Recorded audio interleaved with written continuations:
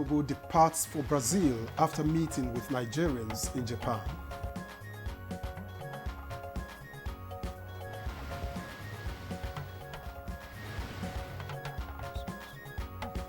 Speaker Abbas condemns Katsina killings by bandits.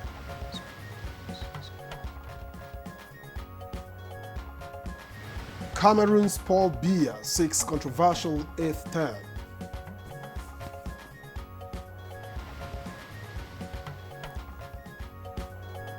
And on Good Morning Nigeria today, our focus is on easing financial burden on dialysis patients.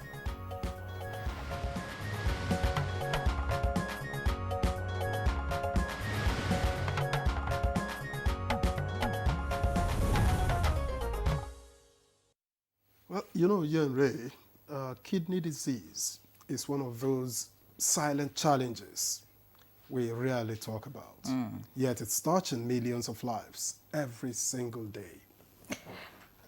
That's true, Victor. That's why what happened recently in Geneva at the 78th World Health Assembly is historic. For the very first time, the World Health Organization and its member states adopted a global resolution on kidney health. Exactly, and this puts kidney care on the global map in a way we've never seen before. We always hear conversations about diabetes, cancer, and heart disease. But kidneys have been left in the shadows, even though more than 850 million people worldwide are living with kidney disease.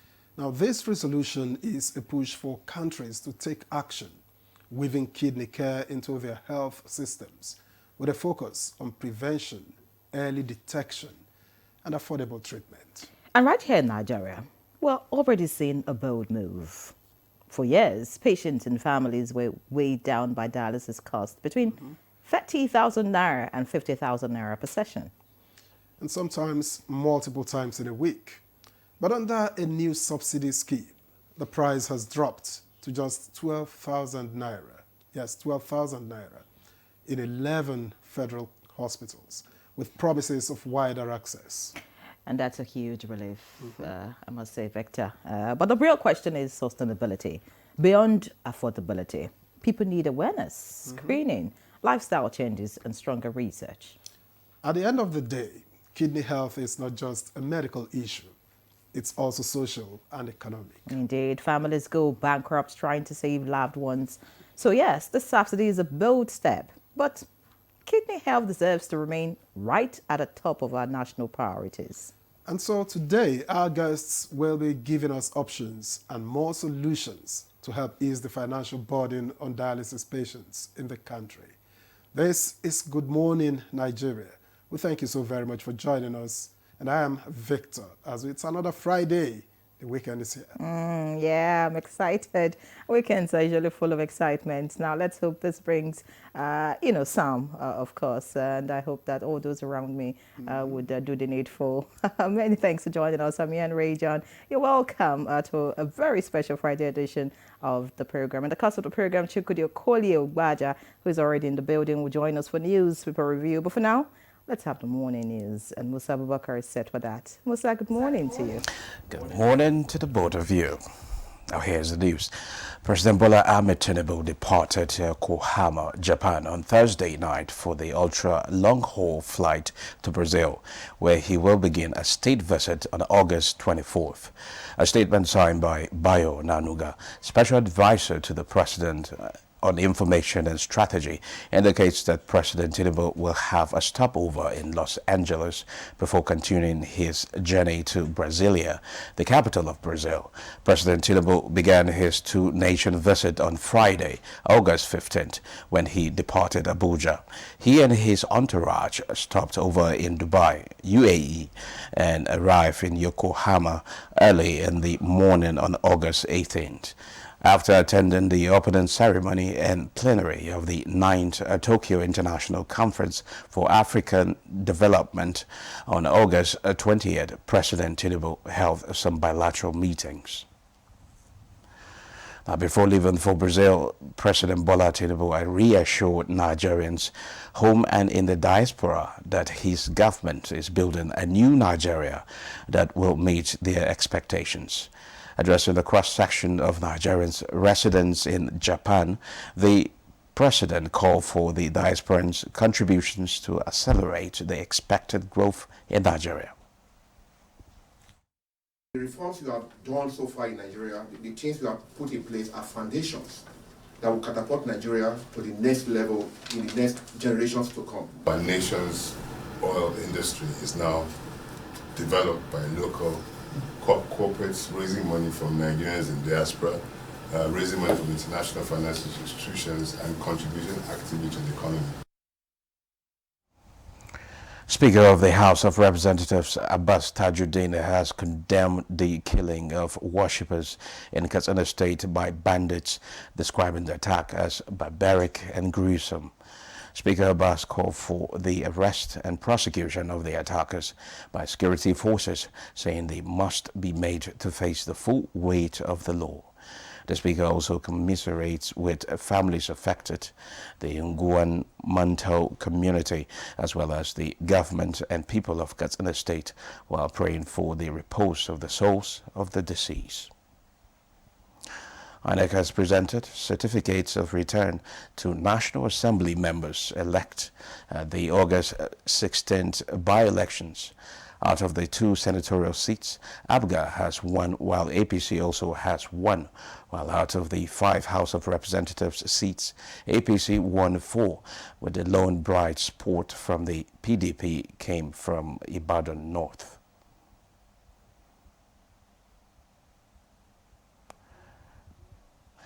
In the meantime, INEC has declared the candidate of the All Progressives Congress, APC, Kamalu Saidu, winner of Zamfara Assembly supplementary election in Kauranamoda South constituency. The 92-year-old Cameroonian President Paul Biya is poised to seek 8th term in office as president in the upcoming October election. The 92-year-old politician now faces legal battle with the prime opposition candidate, who has filed a petition with the Constitutional Council alleging that Paul Biya is constitutionally ineligible to run under Article 118 of the country's electoral code. Now that's the news for now. Good Morning Nigeria continues with Victor Nyere after the break. The All Progressives Congress, under the chairmanship of Professor Nentawe Gashwe Yalwada, wishes to thank Nigerians for the overwhelming support during Saturday's by-elections conducted in 12 states across the Federation. Your massive votes were not just for our candidates, but also a vote of confidence in the leadership of President Bola Ahmed Tinubu and a firm endorsement of the renewed Hope agenda. We also extend our deep appreciation to our state governors, members of the National and State Assemblies, leaders and stakeholders at all levels, and the patriotic Nigerians who came out in large numbers to participate in the process. We assure Nigerians that President Bola Ahmed Tinubu is committed to the execution of the party's social contract with Nigerians, as well as multi-sector reforms in the economy, security, infrastructure development, health, education, and fiscal responsibility. With the continued support of Nigerians, the APC is confident of achieving an overwhelming victory in the 2027 general elections, thereby consolidating the gains we have made and building a stronger and more prosperous Nigeria for all. Signed, APC National Chairman and National Secretary of the All Progressives Congress.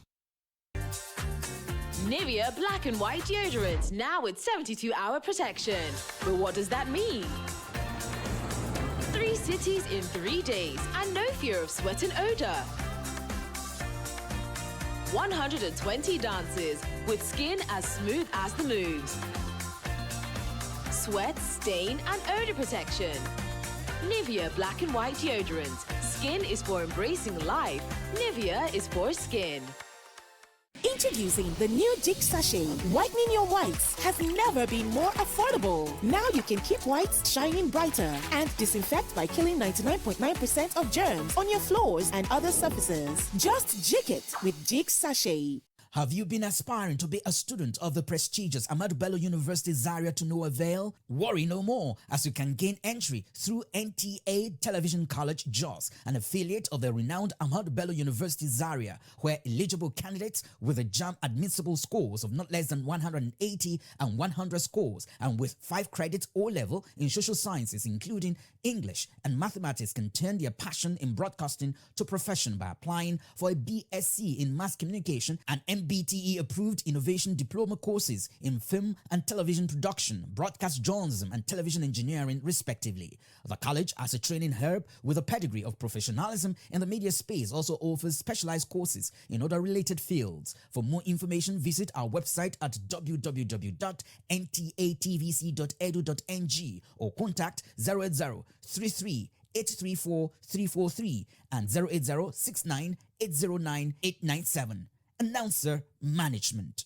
Are you ready? Join us on Reshaping Democracy, a groundbreaking program on the network service of the NTA, where citizens get the chance to ask ministers, heads of ministerial departments, agencies, and other top government officials questions on their performance and delivery of mandates. With no sector of limits, conversations build around bridging communication gaps for feedback and effect as our guests engage with the people they serve. How does ND foster partnerships with organizations, government agencies, NGOs, among others?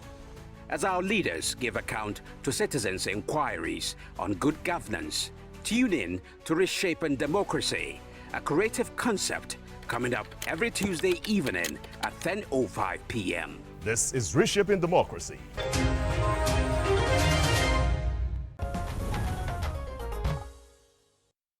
All right, many thanks for staying with us. Up next is Newspaper Review.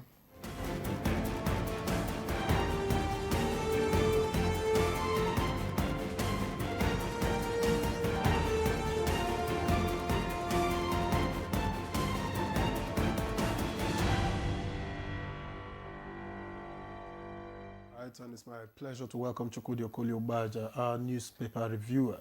Hello, Good Victor. morning. Good morning. It's still cold out there, but no one is complaining. It's ephemeral. It won't last. Are you sure nobody is complaining? We're not complaining. Don't drag this thing. Yere, Good to see you, Chukwudi. you empty is over. What are you jacking there? Good morning. Good morning. All right, perhaps we should begin with the blueprint. And the lead story here reads, Nigeria's forex reserves hit record $41 billion high. Trend represents 3.69% growth in less than 3 weeks. Our nation's rise has begun. Tinubu echoes at TCAD 9. All right, and just above that headline, Katsina villagers pay 15 million naira ransom. Seek dialogue with bandits. It's on page 13. Nikon, police clamp down on suspected fake insurance policy sellers. It's on page 20. And in sports, Nigeria's Nathaniel wins Lausanne Diamond League 400-meter hurdle. That's on page 32. And above the nameplate, EU, ECO provide $1.1 million funding for humanitarian efforts in Benue. EU, ECO provide $1.1 million funding for humanitarian efforts in Benue. That's on page 9. And going down the page, November convention threatened as PDP Southern leaders disown Lagos meeting. South-South chairman, ex-governors, others kick. Well, there's a lot more on the front page of the blueprint. Perhaps I just take this couple more. Digital lenders worry over rules on interest rate control is on page 20. And NELFund announces new guidelines on upkeep loan disbursement is on page 9. And finally, Wike flags off Lot 2 water project, rallies support for Mekalangu, Aduda. All right, you're ready. All right, let's see what the Daily Times is offering this morning. It leads with ASU rejects 150,000 naira monthly pension for retired lecturers. May go on strike. That's the big story on the Daily Times this morning. And page 5 has that. Above the masthead, FG repatriates 51 more foreign nationals jailed for cyber terrorism, internet fraud. And that's on page 2. Below the picture story, we have here Nigeria set to achieve 2.5 million barrels daily by 2026 and return home. Nigeria is rising again. Tinubu urges diaspora Nigerians. Is right here. And of course, this interesting one, FRSC Corps Marshal rewards personnel with 250,000 naira for rejecting bribe. finally, in a red strip at the bottom of the front page of the Daily Times this morning, we have Finance Ministry under fire for breaching budget disclosure law. All right, so that's it from the Daily Times. Let's see what the Daily Trust has. It leads with the Katsina Mosque attack. And we have search continues as over 50 bodies recovered. That's on the front page of the Daily Trust. The writer says renewed hostilities disturbing. That's according to the CDS. And above that story, we have 2027 micro-zoning battle splits Southern PDP leaders. Despite meeting OPEC quota, price drop threatens Nigeria's capital projects. And of course, at the bottom of the picture story, we have May's criticisms. Ramfak begins public officers peer review. All right. And FCT community residents vacate homes over erosion. Man allegedly flogs son to death. That's right here. And of course, that's the much I can take. Chukudi. Let them check the man's mental health. You know, we say, after my experience these 2 years, we say that millions of Nigerians actually need to see the psychologist from time to time. But it doesn't just fall into our health agenda. We don't think that way. You know, villagers will come and comfort. Don't worry, everything will be okay. God day and all that. That's African. But sometimes you have to go professional. That man needs to see a psychologist. He might not be a normal person. You know, you can actually grade, mental ill health. You say the man is a crank. From there you say he's crazy. Then you say he's deranged. You say he's mad. Before you get to he's raving mad. So it's not everyone that wears good clothes. Like Victor, that is actually sane. Victor, I'm not casting any aspersions on you. I needed that clarification. I knew you would go there. I'm a good man. Yes, my dear. What did you want to say? I mean, for what you said, Victor needs to get checked. Okay, good. To more important things. 41, how much? $1 billion? Forex? Forex reserves. Foreign reserves. Yeah. That's a good one. That's a good one. And they are saying that it is the highest since 2021 or thereabout. Yeah, it tells you that the macro improvement we are seeing in the economy continues. People are not making it up. The complaint always is, but we are not feeling it there at the bottom. And I say, hey, say it the way it is. Because the price of maize now is still 750. Beans is 1,400. This time last year, it was 3,200. I go to the market because of my wife's condition and all that. So say it the way it is. Speak well when politicians are doing well. But also, as journalists, we have to say, hey, the cup is half empty of water. Why have you not made it half full? You understand? So these things will go on and on.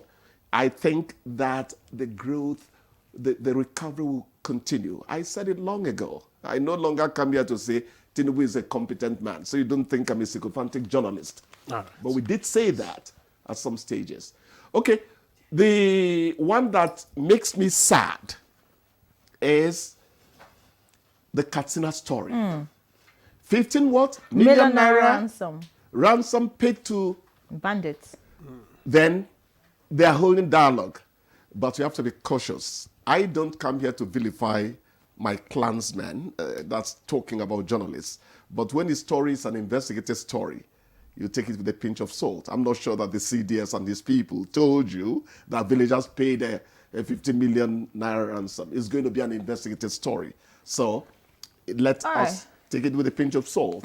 But whatever happens, it's a sad story in the sense that somebody is claiming territory within a sovereignty, and we're not going to have that. Yeah. Many thanks, Chikudi. We have to leave the conversation at that point. Of course, we hope to have you next week, and we'll look at other stories in the papers by Monday. Many thanks for being our guest. Thanks for telling me of Have a great weekend. No, thank you. Have You're a great good weekend, Chikudi. We appreciate you sincerely. All right, we'll take a break. When we come back, we'll get into our conversation. Stay with us.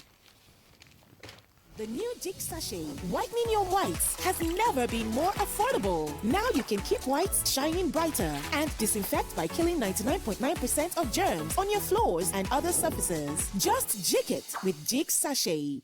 We're not in a romantic relationship, we're in a dash. Brotherly relationship. Friends with benefits. Yeah, very bad boy. No. Family relationship. Who be your family? Situationship. Are you in a situationship? It is well. Survey says... Hey! Onenge is my girlfriend. You want dodge? Thank God. Say I hacks. An oversized shirt is okay to wear, but an oversized dash isn't. Skirt. Bro. Short. Pants. Whoa. Name something you add to your text to make them more interesting. Emojis. Stickers. Pictures. The way my back at the breathe, at the yara. Gifts. Survey says. My birthday.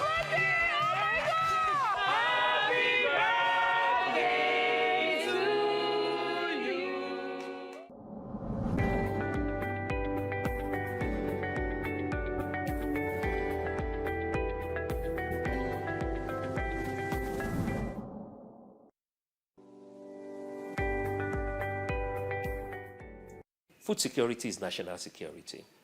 And where there is hunger, then the insecurity in that particular country will continue to remain. And so it is in everybody's interest, not just the government interest, but the private sector as well, to ensure that we have a very good agricultural policy that drives sustainable growth and then progress, of course, in its implementation. One of the things that we were doing and we stopped doing as a country is the operations of the storage facilities, the storage infrastructure, all the way to logistics, talking about farm mechanization, the vehicles that we need. The feeder routes, the construction of the feeder routes. The feeder routes are so called because they are not A-trunk roads. They are farmstead roads. I believe that if a considerable investment can go into the construction of feeder roads, then our machines, our transportation equipment would be a lot more efficient.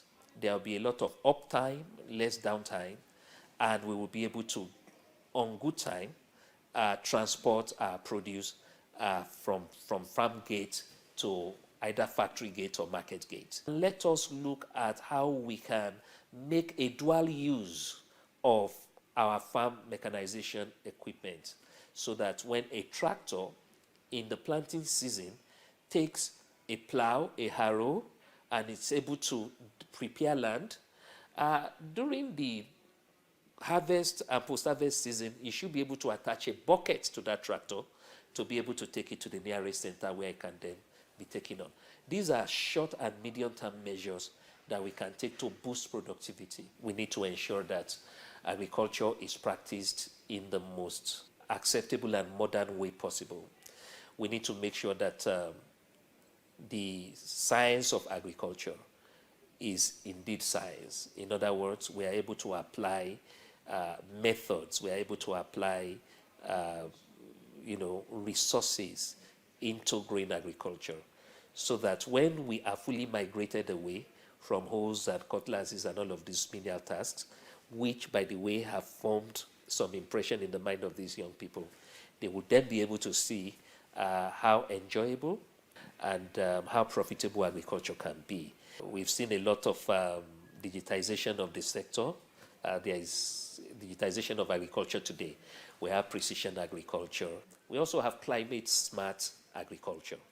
All of these, of course, hydroponics, greenhouse agriculture, and all of these are actually a better way, a more excellent way of producing food in an organic manner, but a lot more smartly.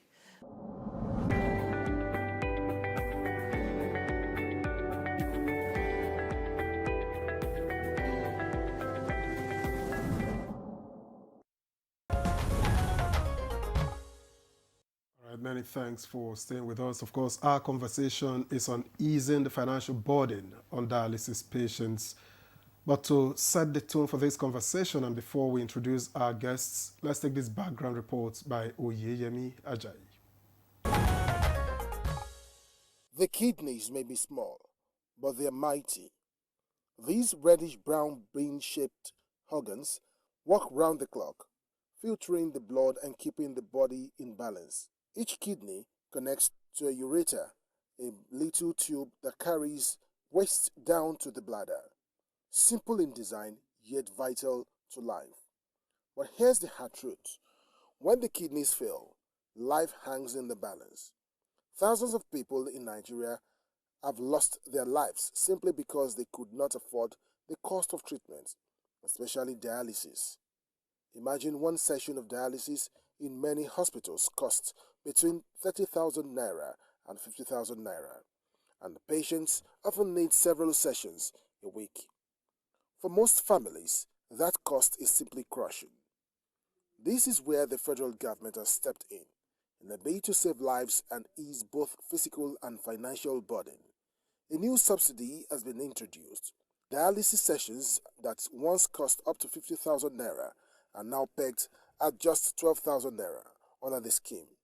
Already, the pilot program has begun in 11 federal hospitals across the country, with promises of expansion. But will this intervention be fully sustained? That's a conversation our guests will be unpacking shortly. All right, many thanks, Oyeyemi Ajayi, for the background report. And now time to introduce our guests for the conversation. And it is an honor to have with us the Honorable Minister of State for Health and Social Welfare, Dr. Isiaq Adekunle Salako. Many thanks for joining us, sir. Thank you very much for having me, and good morning, Nigeria. All right, let's also introduce here in the studio Dr. Salahu Ibrahim Kwaifa, Chief Consultant Physician and Nephrologist, Head of Dialysis Unit at Wuse District Hospital. He is also Assistant Secretary General of Nigerian Association of Nephrology. We thank you for joining us again on Good Morning Nigeria. Thank you, good morning, and thank you for having me. All right, let's begin this conversation right from the Honorable Minister. And I'd like to ask, what is the state, what is the status quo as we speak regarding kidney treatment, kidney health, and what's new in all of this? Well, kidney disease generally is an increasing burden in our country. There's an estimate that says we have close to 25 million Nigerians with chronic kidney diseases. And that is basically because the risk factors for kidney disease are also increasing in our society: hypertension, diabetes, drug abuse, obesity, and so on and so forth. So there's an increasing burden, generally speaking. And of course, once somebody has the chronic renal disease, end-stage renal disease, the person now needs intervention in form of dialysis or a transplant. So as a result of that, government has decided since last year, actually, to provide some intervention to bring succor to Nigerians who could not afford the very expensive periodic kidney dialysis. So that is what is going on now, and we're in the second phase of that intervention program where consumables are provided for some selected federal tertiary hospitals, and as a result of that, we've been able to crash the costs of dialysis by about 80% in these hospitals. We hope that over time we can expand this to involve many more hospitals. We're also, of course, also paying a lot more attention to infrastructure for kidney transplant in the country. Right now, about 5 of our federal tertiary hospitals are able to provide kidney transplant for patients. And of course, that is outside what is also available within the private sector. So we think that over time, paying this kind of attention to kidney diseases we'll be able to ameliorate the challenge. But of course, the attention should also be more on how to prevent people coming down with chronic kidney diseases, and I think that is another part of the conversation that we also need to talk about. All right, many thanks, Honourable Minister. From what you said, about 25 million Nigerians currently dealing with CKD, that's chronic kidney disease at the moment in the country. And this initiative by the federal government, laudable, reducing the cost of dialysis. But is the federal government looking at ways, because from the report, it's just 11 hospitals that can offer this service? 11 hospitals compared to 25 million. I mean, that's like, so what steps is the federal government taking at the moment to ensure that, this spreads as fast as possible to more hospitals, especially in the rural areas? Well, really, these are interventions. The more sustainable approach to this is to expand insurance coverage for people. And we already have a program where the National Health Insurance Agency is designing what we call catastrophic health insurance that is also able to provide cover or succor for people who have catastrophic health diseases, including chronic renal diseases, cancers, sickle cell diseases, and so on and so forth. So we think that when this comes on board, then it will be a more sustainable and more prolonged intervention rather than these are just short-term interventions that may not be very sustainable. But once you're able to bring on board the catastrophic health insurance scheme, then a lot more people will be covered and it will also be implemented in a more sustainable format. Now, many patients still struggle with transport, availability of machines, and power supply, which are non-financial issues. How is the Ministry of Health, tackling these? Well, in terms of machines, that is dialysis machines. As part of this scheme, an average of 2 dialysis machines were provided to each of these hospitals, in addition to dialysis machines they had before. So that is on one hand. And of course, we also have an arrangement for the maintenance of those machines, which as part of this scheme that we're delivering. For power is of course a challenge generally, and we're looking at how to expand. As a matter of fact, let me use this opportunity to say that by 9th and 10th of September, we're convening a national dialogue on power in the health sector. And the national dialogue is intended to comprehensively look at what are the challenges with power and how do we develop a framework, national framework, that can help us address that challenge. Because we know that power, after human resources, power is probably the second major challenge that our hospitals face. So we're also, of course, looking at that. And we think that once we're able to do that, we're able to mobilize more private supports. We're able to mobilize more renewable sources of energy into our health sector. We'll be able to comprehensively address the challenge of power. And for those struggling, those very indigent ones that are still struggling with basics as transportation, for instance, to get to point. You know that there is what we call the Basic Healthcare Provision Fund. The Basic Healthcare Provision Fund actually guarantees a minimum package of essential health services for vulnerable Nigerians. Okay. Of course, that is not covering everybody yet, but over time, we have been able to expand that through the National Health Insurance Scheme. In the last 2 years, I think we have expanded that to cover additional 4 million Nigerians.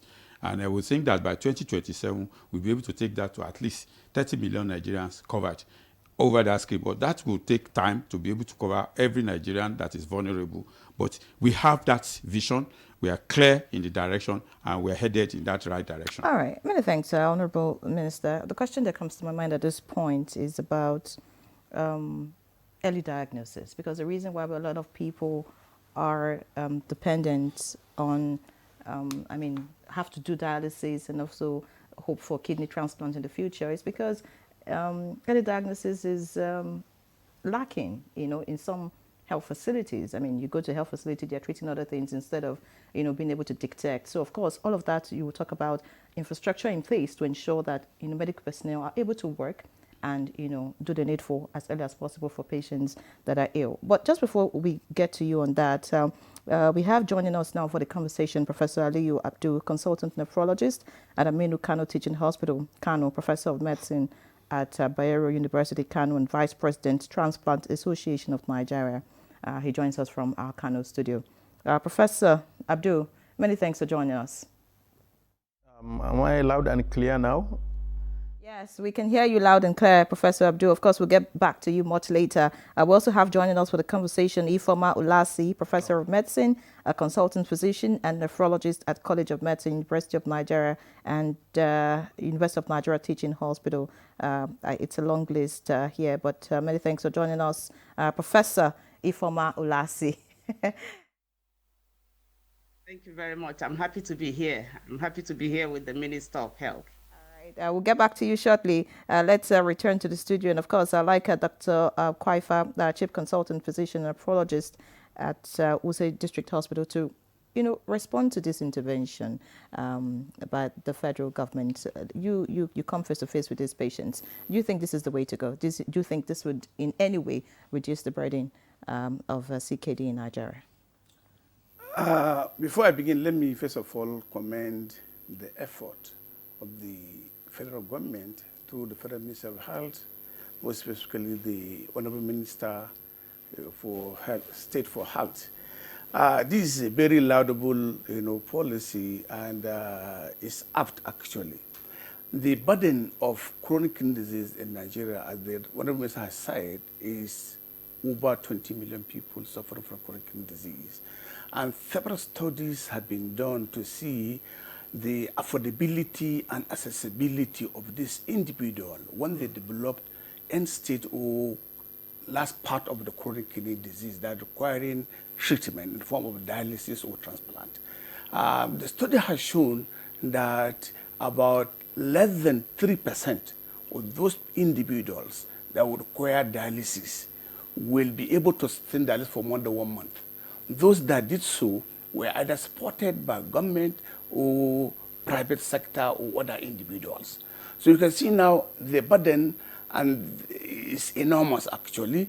People cannot afford it. So now this federal government intervention to provide, to subsidize dialysis to 12,000 naira is actually a very commendable and welcome development. However, we want to appeal to the government, and the Foreign Minister has actually said that this program should expand because the burden actually is quite big.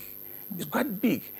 11 centers, yes, it's a right step in the right direction, and we hope it will be expanded because, like the whole Northwest, only one center was chosen, Bayero University, Kano Teaching Hospital, Kano. So, but all other regions have two centers actually, to the last 11 lists that I saw. So Northwest have only one. So we should also try to see, and they have one of the greatest population in the nation.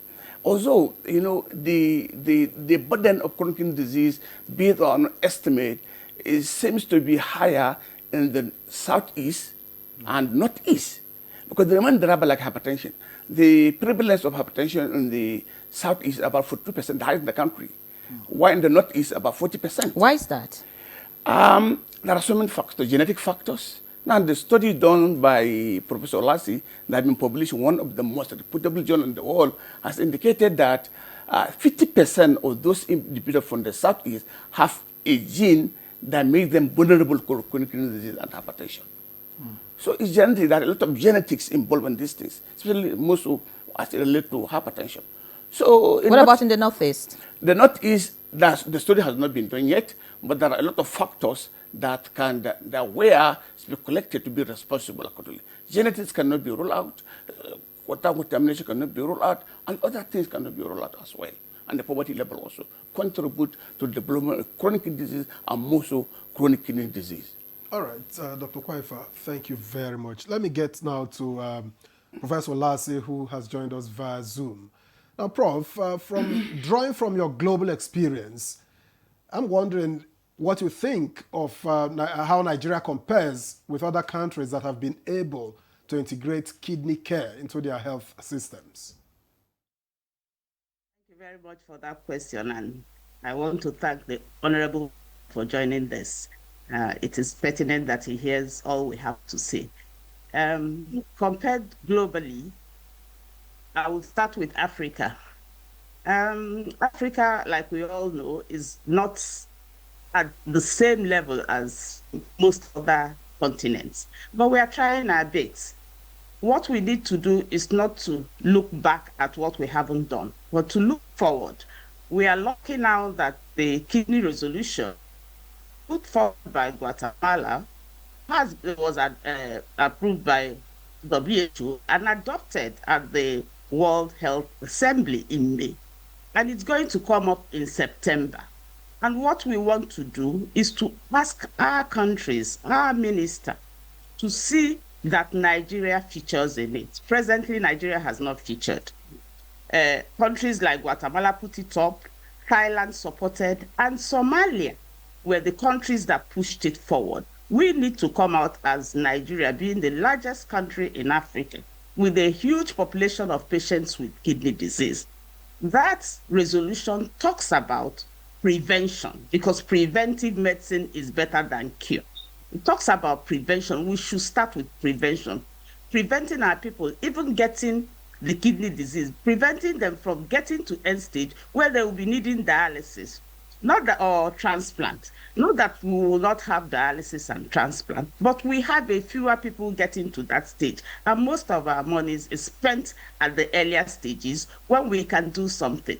Kidney disease is such that before you get to the end stage, you have a long time to intervene, to do things that are cheaper, to use medications that can stop the patient from getting to end stage. Yes, like Kwaifa said, the chronic kidney disease is most prevalent in Southeast. We did not know this until recently when our studies came out.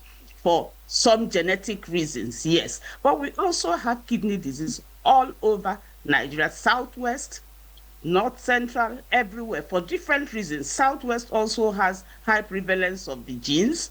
In the North, we have CKD, what we call chronic kidney disease of unknown etiology, which could originate from what we use for farming. Some of the insecticides and stuff we use for farming are not really kind to the kidneys. So for Nigeria, in Africa, we are doing our bit, but we need to do a lot more. When I saw the letter on the dialysis centers in Nigeria, I was happy, but I put down there that, like Oliver Twist, we are asking for more. We need to do a lot more. Prevention, like I said, is better than cure. Thank you so much. Thanks, Professor Ulasi. We'll get back to you shortly. Let's get to Professor Abdul now, who joins us from Kano. Professor Ulasi has talked about prevention being better than cure. And like I was trying to, ask the minister about what initiatives are in place to ensure that there's early diagnosis. I mean, if we have facilities in a number of hospitals to be able to detect kidney diseases or kidney infections, would not get to the point of dialysis. Speak to us, Professor Abdul. What really is the concern as regards early diagnosis and treatment of kidney disease in Nigeria? All right, Lusim's Professor Abdul isn't ready at the moment, so I guess I'll give that question to Professor Ulasi, who already spoke about prevention. Now, you are emphasizing that, yes, we should do a lot more. Speak about early diagnosis, really. What's the challenge in that regard? I mean, why are we not getting these patients on time, treating them like you have said, and, prevent dialysis at the end of the day? Thank you very much. Once again, that is multifactorial. I will start off again by commending the Ministry of Health.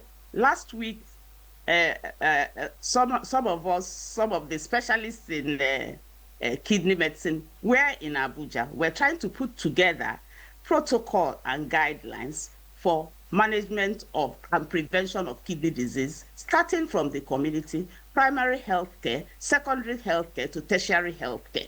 That is basic. If we start from the community, alerting them that, like they are doing in malaria, everybody knows in the community that you have to use insecticide-treated nets. Everybody knows that if mosquito bites you, you get malaria. So you tend to prevent yourself from getting malaria. That is what we should do for kidney disease. Start from the community. Let them know that kidney disease is prevalent. So many things cause kidney disease, and so many things can prevent it. Simple, taking adequate water per day can put kidney disease away.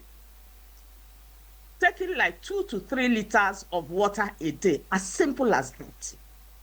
Making sure that you don't imbibe so many of these medications that cause kidney disease, like the simple, what we call NSAIDs, like Indoseed, like some of these medications, Feldin and stuff, because of the way they act, they have inimical effect on the kidney. And that if you take it consistently for long, you're going to end up with kidney disease. So people that take it for long, maybe are farmers after farming, they take a lot of painkillers to help them douse the pain, and they do this for long, they end up with kidney disease. If you're hypertensive, take your medication, make sure your blood pressure is down to what it should be. That will put kidney disease away. If you have diabetes, make sure you control your eating. Make sure you don't take a lot of carbohydrates. Make sure you take your medication. Exercise. Exercise. I mean, we have course to do a lot of exercise in this country. Walking to work. Farming in your back garden and all that. It's part of exercise. You don't necessarily have to go to gym and ride the, what is it called, to have done exercise. You can do exercise right around your environment, walking around your environment.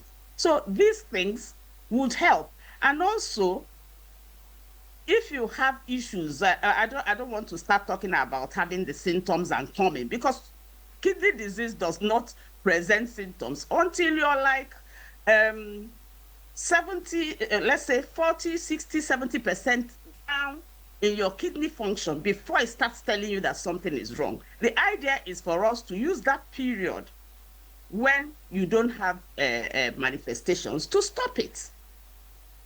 So prevention for kidney disease gives us a leeway, a long route to be able to handle kidney disease. Yes, thank you. Right, Professor Lasse, thank you very much for your comments so far. We'll get back to you. Let's get here in the studio now and back to the Honorable Minister of State for Health. Beyond federal hospitals, are there plans to expand this project to states, to private hospitals and rural communities where access is still a major challenge? Well, thank you very much. First, you must also know that health is on the concurrent list, which means that the federal government has responsibility, the state government has responsibility, the local government has responsibility. So our admonition is to encourage states, local government to also come on board with this kind of intervention. I know some states are already doing it. I think Yobe is doing it. I think Borno, Jigawa. A few states are already offering free dialysis, and we will continue to engage states to encourage them to also come on board. Of course, we know that as a federation, the federal government cannot dictate for the state, but we will encourage them to come on board, because this is a major, major challenge within the Nigerian system that we must all frontally tackle. And I must also say that the health system in Nigeria today under President Bola Ahmed Tinubu is also focused to social welfare. And that is why the name was changed from just Ministry of Health to Ministry of Health and Social Welfare. And social welfare means being able to create social safety nets, basically to create succor for people who are under pressure from their health issues. So you see that as we are providing, for example, this free subsidized dialysis, we are providing what we call cancer health fund to be able to support people who have cancer issues. We are providing vulnerable health fund to be able to support people who have issues with their, who are vulnerable but cannot afford health care. We are expanding access to the basic healthcare provision fund. As a matter of fact, it is our intention to engage the National Assembly to increase the level of federal government contribution for the basic healthcare provision fund so that more people can be inside that net. So I can tell you that social welfare is a major focus of the health sector under President Bola Ahmed Tinubu, and we intend to push that forward. Are you considering public-private partnerships to help with dialysis, scale up, dialysis and transplant treatment, for instance? Yes, clearly the private sector have a lot to do. We continue to encourage philanthropists, for example, to come on board with government. We encourage to encourage corporate organizations, their CSR, let them use it to come on board to support this kind of initiative. I know some are already doing it. As an example, I know NNPC has a program that supports dialysis. Some other NGOs also have such programs. So we will continue to support them. And let me also say that the federal government particularly is happy to work with our professionals, the nephrologists, to ensure that we're able to develop a more comprehensive approach to addressing challenge of kidney disease in our country, from the issue, the angle of prevention, angle of early diagnosis, angle of expanding infrastructure to be able to cope with those who have the disease, angle of how to promote more kidney donation through maybe kidney registries, and so on and so forth. So we are very happy and willing to work with our specialists to expand this program and to ensure that we are able to develop a more comprehensive approach. All right. To Many thanks, Honorable Minister. Let's get to Professor Abdul now. I'm sure the connection is much better. Professor Abdul, I would like to hear your thoughts about this initiative. I mean, the reduction in the cost of dialysis. Professor Olase talked about prevention being better than cure, and she talked about ways we can prevent. But of course, I'm thinking about, we've already talked about areas where kidney diseases, are prevalent. And of course, there are factors, that could expose one to kidney disease, of course, hypertension and the rest. And I know that there are also tests that can be done, screening, for people who are susceptible, to come down with CKD, just so that it can be treated at an early stage. Speak to us really about this initiative, by the federal government, if this will in any way reduce the burden, because at the moment we're talking about 25 million. A lot of people are still moving around, the country at the moment without adequate tests and screening, to deal with the challenge before they come down with kidney disease, and of course increase the burden of those who will be needing dialysis. So I would like to hear your thoughts about this. Yeah, thank you very much for inviting me to contribute on this topic. I want to start by thanking the Honorable Minister and the Ministry for this initiative. It's highly welcome development. All right, looks like the connection with Professor Abdul isn't okay, but let's get to Professor Olase now, because I really want to know how many hospitals, can carry out, blood tests, GFRO, urine test, imaging test, and all of that, which are the tests, or if you like, the screening, required to, to detect those who have issues with their kidneys, and like you said, so that it can be treated on time and dealt with, especially in areas where we have seen a high case of prevalence. Speak to us about that. In your own view, is that a better initiative to maybe carry out screening, and just so that we can nip in the bud before it becomes a serious case that would need dialysis? Thank you very much. Without much ado, I'll say, of course, prevention is better. Nipping it in the bud is better. Looking at prevention, at the various tiers of healthcare, we can do different things. Obviously, the primary healthcare is not supposed to be as equipped as the tertiary healthcare. At the primary healthcare level, we expect that they should be able to do what we call urinalysis. That is urine examination with dipstick. There's a dipstick you put in it and see what you can get in the urine. If the urine contains protein, that is significant, because your urine should not leak protein. And also, we should be able to do their creatinine, the blood test, to check the level of function, just like we did check the level of function by looking at how much protein is in urine. With the creatinine, you can now calculate the eGFR, the glomerular filtration rate, which tells you how well the kidney is filtering what is supposed to be filtering at the level of the primary health care. We can also do their BPs and give them simple medications. I've looked at the guideline they have for hypertension and the protocol, because that has already been developed by Ministry of Health. And there's a list of what can be done by the different levels of staff, from the CHUs to the community health workers to the doctors to the nurses, which makes it very, very comprehensive, so that if they know that if you pick a patient with a certain level of proteinuria or with a certain level of creatinine, then you move to the next level, which is the secondary healthcare level, where they can do a lot more. In some secondary healthcare levels, they even have a nephrologist, they have specialists who can manage patients. And there, they can expose patients to more medications that will control them better. And if they find that the patient is now having maybe complications from the kidney disease, they can move to the tertiary level, where a lot of things can be done. In fact, in some secondary level, they have dialysis, tertiary level dialysis and transplant. I want to say at this point that, of course, transplant is the preferred treatment when you have end-stage kidney disease. Because what it does is that you have a kidney that virtually takes care of everything. But for dialysis, you still need to take care of so many other things. All dialysis does is the waste function. But the producing blood function, it cannot cover it. Making sure that you have enough vitamin D and calcium in your system, it cannot do it. Which, if you have a transplant, all those are taken care of. But the only problem is that you have to be on your proper medication to maintain that kidney in a foreign environment. So, yes, prevention, again, I will always end with prevention is better than cure.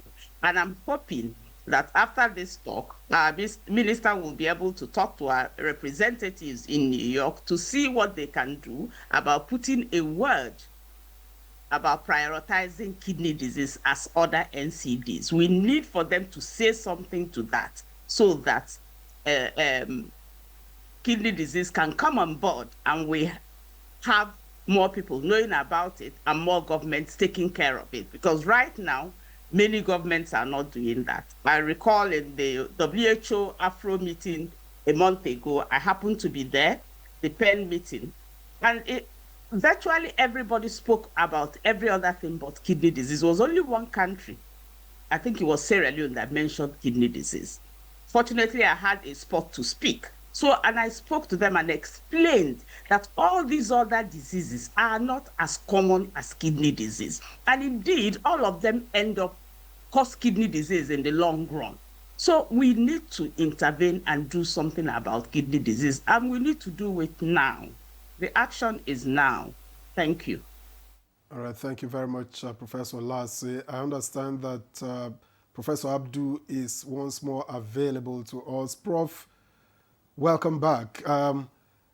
You were trying to round off your thoughts earlier, but while at it, I do recognize that in the north is where you have even more limited access to professional care for kidney. And I'm wondering, what specific challenges do you see that your patients over there have with regards to CKD?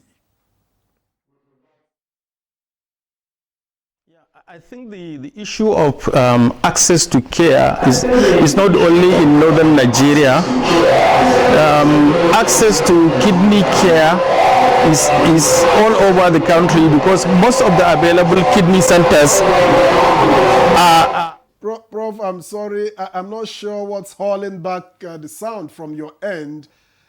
We'll get back to you when the coast is quite clear so that we can have a seamless conversation. But back here in the studio, Dr. Kwaifa, as someone on the front lines, what difference would you say the subsidy has made in terms of patient turnout and access so far? It did greatly, actually, because the queue on those places where this subsidy is available is enormous. At times, some patients have to wait beyond what they should because there are a lot of queue. Actually, let me give us one example. The first batch that the Honorable Minister did, the first batch, National Hospital, most of my patients, almost 70% of them, now left and went to National Hospital. So now the burden of dialysis patient National Hospital increased. So now the waiting time for you to get place has also increased because at the National Hospital. At the hospital because of that subsidy. So the effect of that subsidy is remarkable actually in easing the financial burden on the patients themselves that are suffering from end-stage kidney disease. But we say it's not covered? We say it's under FCT, it's not covered. Oh, okay. But we have the largest machines in public institutions, we see. How much is it at the moment for dialysis? It's 40,000. It's 40,000. But 40,000 is much, considering our economy. With your interaction with the patients that need dialysis, what really is the major factor responsible for their condition? Major factor, the cause of the kidney disease. Yes. The cause of most of them, the causes of kidney disease can be divided into, in terms of age of the patient affected, into majorly those that below 40. Usually we see CGN, chronic glomerulonephritis, which is a sequelae or consequence of some of bacterial infection that happened in the past, few years back, 20 years, 15 years back. When those above 40, elderly people, hypertension is the key driver. And as I said, then we have diabetes. We have obstruction of the tract from prostate and or whatever sort. And then we have, as I told you earlier, we have genetic reasons why patients are vulnerable to kidney disease, which is higher in the southeast and also 25% in the southwest. In the northern region, the study has not been carried out, so actually we don't know the burden of that abnormal gene in our population. But these are the factors. And then another two important factors in our society are the traditional medication, herbal medication. There's one study that was carried out at the University Hospital in Lorraine that shows that 60% of acute kidney diseases or kidney failure was attributed to herbal medication. These are medications. We are not trying to say, okay, they don't work. No. Herbal medication is concoction, actually. They miss a lot of things. Maybe they have good remedies in there, but also they have some toxins and impurities that can damage your kidney or damage your liver or other organs. That's the problem with traditional medicine. And the dosage is not established. The quantity is not established. That's the problem, the myriad of problem with traditional medication. Another important thing is NSAID, painkillers. People buy them at the counters. Painkillers, laborers, farmers, people that involved in manual labor, they take this at random. If you take painkillers, Professor Lassa has alluded to that, for a long time, they will lead to chronic kidney disease. How much is screening for to check kidney health in your hospital? Fortunately, it's very cheap. Urinalysis is about 500 naira, creatinine is 2,000 naira, blood sugar is 1,000 naira, and then blood pressure is free. All right. It's fantastic. Free. That response, is what leads me to the Honorable Minister. It means that if Nigerians are educated, that they can go for this screening on time, then we can be able to deal with kidney disease to an extent. What is the ministry doing, really, in terms of education, in terms of awareness, just so that, people can begin to go for this test as a, regular routine, since the symptoms of kidney disease do not show until it gets to almost the end stage? Thank you very much. First, let me say that the professor was talking about the need for Nigeria to make a statement at the upcoming UNGA with respect to priority attention to kidney issues. And I want to assure her that we've heard her loud and clear. We're going to look at how to ensure that Nigeria adds its voice to that. With respect to promoting awareness and ensuring that people become more health literate and be able to also therefore take self-decisions to this is something that we need to continuously do. We rely on the media to support us, but we have a health promotion unit in the ministry, and the health promotion unit generally works to ensure that information are pushed to the public, and we create awareness. We work with the states, we work with the local government to ensure that information is passed to the public. And you also must say, I must also say that this particular intervention to have done has really raised the awareness. The number of calls, messages, and opinions that I've read since this second phase started has also created a lot of awareness among the people. So we'll continue to do this. It's also important to mention that, you see, the sustainable approach to all of this is for people to subscribe to health insurance. As part of health insurance, you can have this routine check as part of your health insurance. And I think averagely it costs maybe about 15,000 naira per annum for you to subscribe. So I will continue to encourage Nigerians, as you save money for your car that will break down one day, you must put something somewhere for your health, because it's inevitable that one day you will fall ill. So if you put something somewhere in an organized system like a health insurance, what it means is that you are preparing for the rainy day. And that can help you assess some of these very simple and easy, straightforward screening services. Fantastic. Honorable Minister, now that the ministry is looking at, dealing with CKD, chronic kidney disease, another thought will be the personnel who have to attend to patients with this disease. We know that there's a group, Japa syndrome is with us. And I'm sure if the nephrologist with us can speak to us, I do not think we have, so many consultants in that field available in the country. What is the ministry doing to ensure that those who are currently with us remain with us and continue to offer these services to patients that will need it? First, let me say that globally, there's a health worker scarcity, let me put it that way. And that is why there's a lot of movement around, because there's a global scarcity of health workers. But of course, Nigeria is peculiar because quite a number of our professionals are moving out. And government has developed a health migration policy.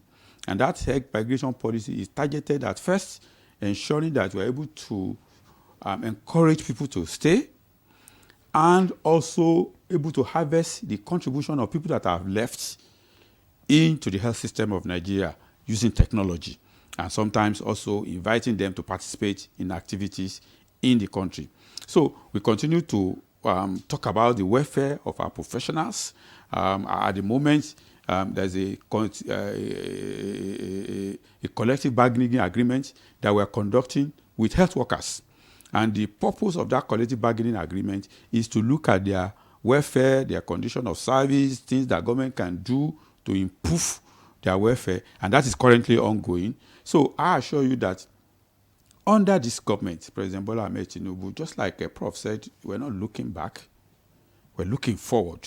Yes, some mistakes may have been made in the past, attention may not have been paid adequately, but I can assure you that the government of the president is focused, and we're determined to ensure that first the welfare of Nigerians occupies the priority attention, enjoys the priority attention of government. And in these several areas, I think we're showcasing that. All right. Thank you, Honorable Minister. I think Professor Abdu is back with us. And Prof, I had asked earlier, in the north, access is even more limited.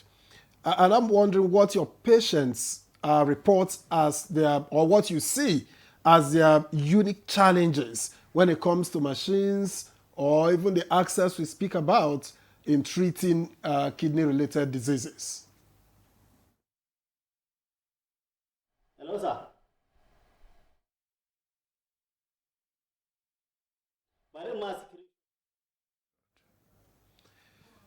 All right. We seem to be having that issue continuing with Professor Aliu Abdu. But let me get back to Professor Ulase. Now, Prof, you've talked about, you say your research found that in the southeast, there may be more prevalence in the southeast than in some other parts of the country. And we've linked that to certain genes, to mention just one. So what is it that, your research found again with regards to kidney diseases that is unique to Nigeria?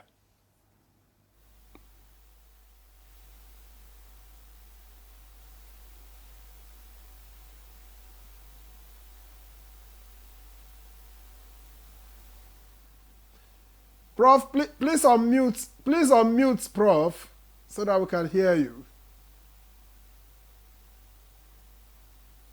Oh, sorry, I'm so sorry. I was saying that there's nothing very unique just to Nigeria. The gene we are talking about is found in West Africa.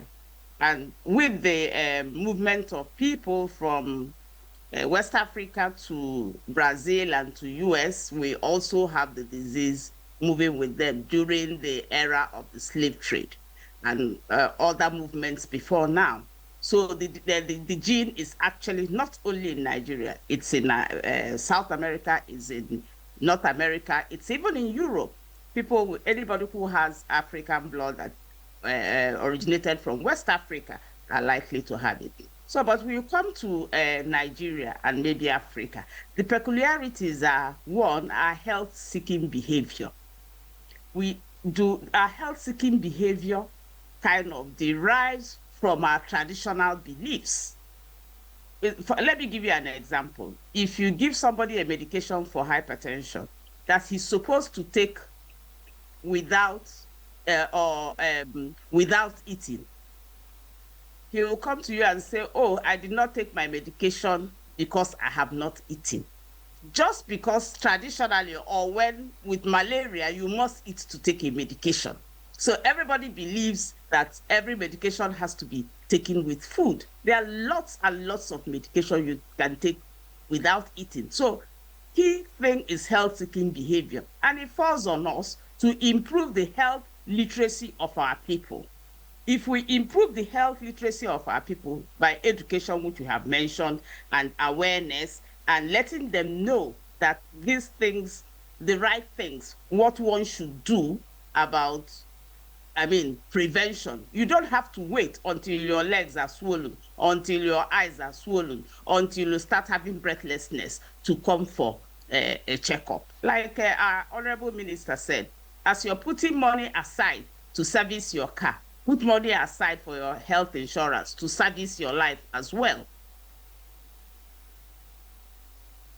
All right. Many thanks, Professor Ulasi. Just to let our viewers know that you can send questions, if you like, comments, and of course, it will be taken. The number is on the screen. We already have so many questions coming in. I guess we'll just deal with them so that we can get adequate response from the Honorable Minister and our guests that are joining us. This one here is coming from Deborah Aneme from Imo State. It says, my heart is heavy. I cannot stop crying. My neighbor died yesterday as a result of inability to access dialysis. And that's because of lack of money. Yeah. I said the money is too much. That's the response here. This one says, good morning, Honorable Minister and others. Proactive measures are key. For example, reduce and avoid consumption of seasoning cubes. That's some of the ingredients are carcinogenic and also causes cardiovascular diseases and even diabetes. All right, Comrade Bella Samuel, I hope you're a doctor with this comment of yours here. Many thanks. Another one says, good morning, Nigeria. My question is, can BP drugs cause kidney disease? Coming from Binta Abdullahi. Good morning. Please, what criteria did the Federal Ministry of Health use in selecting the subsidized health facilities? And why did the whole Northwest get just one center? That's coming from Kazim Umar from Kano. Another one says, to avoid kidney diseases, always take enough water and avoid stress. Dialysis and chemotherapy for kidney patients should be free for all patients. That's coming from Ihe Konye. Another one says, good morning, Nigeria. Please let the dialysis be subsidized in Nigeria. I just lost my landlady because of kidney complications. And in that nephrology department, I saw many people queuing up for dialysis. Sometimes the machine is faulty and she has to wait for more than 2 weeks. The government hospital should get more machines. In the 4 months experience there, you are required to always buy blood per dialysis. Believe me, 85% of these patients cannot afford the treatment. All right, Victor, you have some questions? Or no, perhaps we'll take just reaction, respond? then okay, we can take mine. Let me, I think it was Deborah that talked about our neighbor dying yesterday. My sincere condolences to her. But to also say that the dialysis program is available in Owerri, so people in Imo State can access it in Owerri. For the Northwest, I think we have 2 centers. We have Zaria and we have Kano. but of course, it's a growing intervention. So, and we hope that with time we can add awareness too. A little more of our hospitals to it. But of course, it is important to state that government alone cannot do it. So we encourage philanthropists to also adopt hospitals, to create programs, non-governmental organizations to also support, corporate organizations to also support, so that we can really expand the program. Of course, I think these are really the basic questions. Others, I would say, our comments is one who was talking about seasoning cubes. I think I'll leave it to the specialist. But talking about the seasoning cubes, Honorable Minister, from research and from some reports from health professionals, there are some products, or if you like, things that are available in the country that have been linked to kidney disease. What is the ministry doing in collaboration with NAFDAC and agencies that are supposed to, certify that these products are healthy, just so that Nigerians do not continue to consume, whether be it drugs, whether be it food, whatever it is that could complicate the health of their kidneys in the long run? Well, first is to say that that too much of everything is bad. If you drink too much water, it can also give you a problem. So even when we regulate, people must know that they should not on their own self-medicate. Because when you self-medicate, for example, we cannot remove non-steroidal anti-inflammatory drugs, those painkillers, from our armament. We still have to continue to use them. But it is important for people to know that it is not good for you on your own to just continuously go and buy these drugs and keep using them, because they have some adverse effects. Regulation is key, Honorable Minister, yes, because the issue of fake drugs, substandard drugs, is also an issue. And all of this can complicate the health of individuals. Yes, of course. Government continues to do that. I'm sure recently NAFDAC seized about 100 trucks and closed down a complete market. Those are the responsibility of government that we're carrying out. When it comes to herbal drugs, for example, if you don't have a NAFDAC certification, we do not encourage you to use it. And I always say yes, we're not saying that herbal remedies do not have relevance in healthcare. What we're saying is that we need to subject those herbal remedies to the international standard of certification, so that we can say confidently that, look, this is safe. And that is why we say, if you have an herbal remedy, please ensure that it goes through NAFDAC and gets certified that it is safe. And I also encourage people, because most of the agbo that they sell contains quite a number of products. I have had a live experience of one of my patients who took an agbo jedi and his kidney shut down and he died from it. So my admonitions to people is that be careful what you put into your mouth. Because Mr. A has used it and there was no problem, does not mean that you can also just go ahead and use it, because you don't know your own sensitivity. You may be allergic, you may react. And then that may cause problems for you. So we must be very, very sensitive about this kind of thing, so that at the end of the day, we can take personal, because you must take responsibility for your health. Yes, government will provide the enabling environment, we do this, we do that. But as an individual, it is your responsibility to take responsibility of your health. All right, let's take the questions I have here.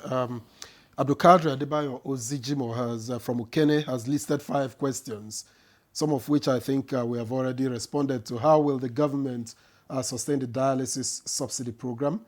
Will more dialysis centers be established nationwide?